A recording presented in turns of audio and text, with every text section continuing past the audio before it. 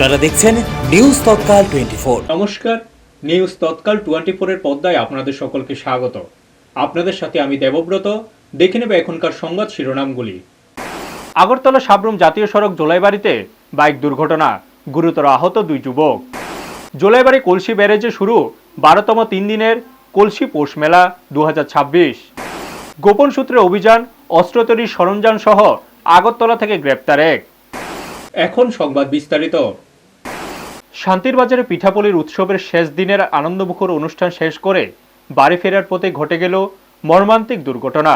বুধবার রাত আনুমানিক 11:30 নাগাদ জোলাইবাড়ি বাইপাস সংলগ্ন এলাকায় একটি মোটর বাইক দুর্ঘটনায় গুরুতরভাবে আঘাত হন 2 যুবক।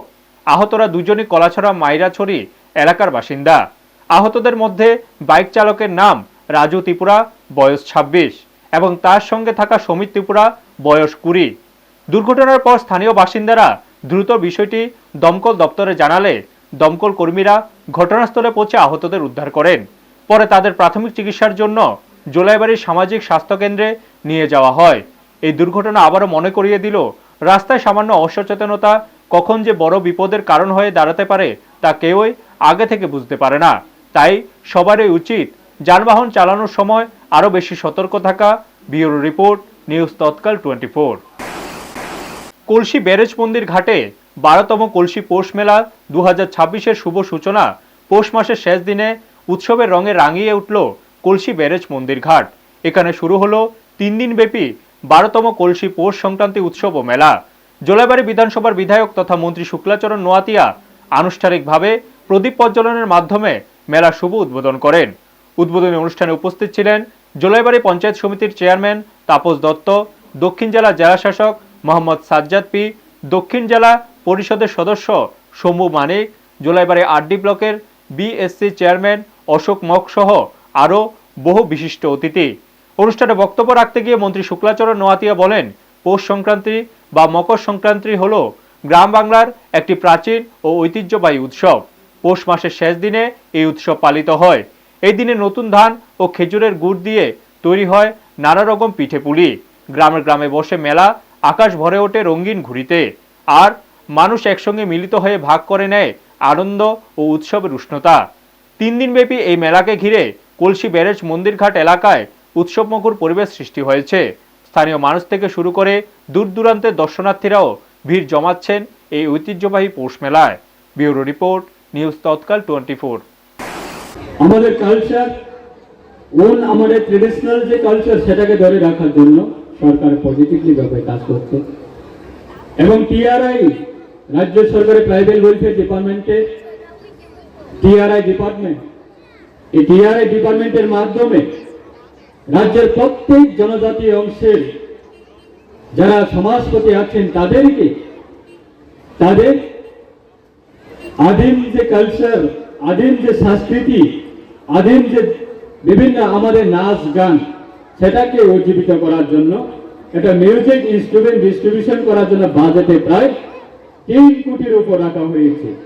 এবং সেটাও প্রথমবারের মতো আমাদের টিআরআই ডিপার্টমেন্টের মাধ্যমে সেটা প্রত্যেক জনজাতি অংশের মানুষের কাছে সেই বাদ্যযন্ত্র, মিউজিক ইনস্ট্রুমেন্ট সেটা প্রোভাইড করছে, ডিস্ট্রিবিউশন করছে।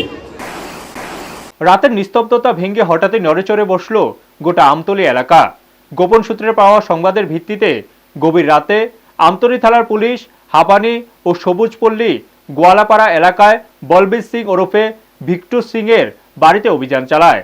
অভিযানে তার বাড়ি থেকে বেশ কিছু বন্দুকের গুলির খোসা, তাজা বারুদ, গুলি তৈরির সরঞ্জাম এবং বন্দুক তৈরির বিভিন্ন উপকরণ উদ্ধার করা হয়।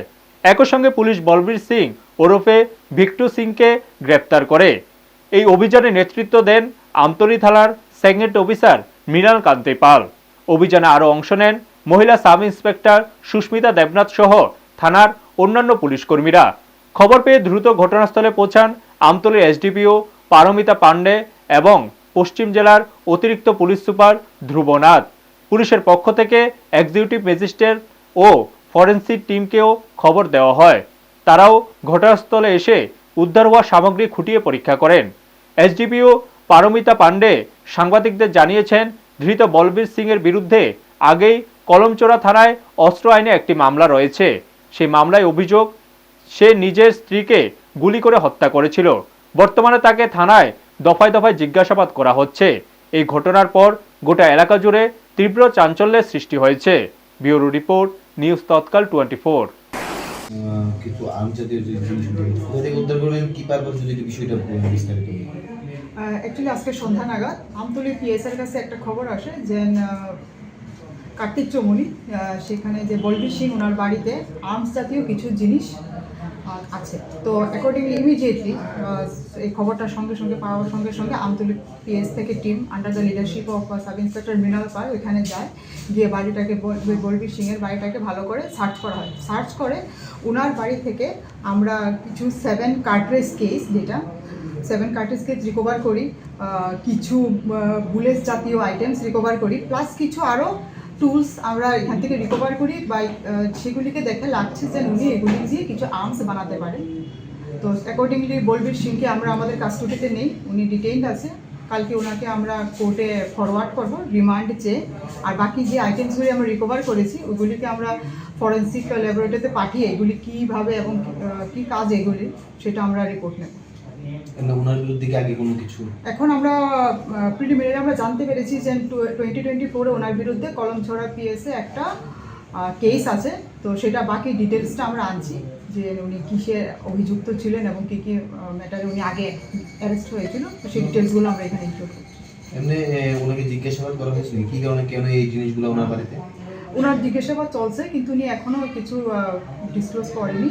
তো আমরা ওনার একটা টিম আমাদের ওনার কন্টিনিউয়াস ইন্টারোগেশন করছে। এখনকার মতো সংবাদ এই পর্যন্তই। আমাদের অন্যান্য অনুষ্ঠান দেখার জন্য চোখ রাখুন নিউজ তৎকাল 24 এর পর্দায়। আপনারা দেখছেন নিউজ তৎকাল 24।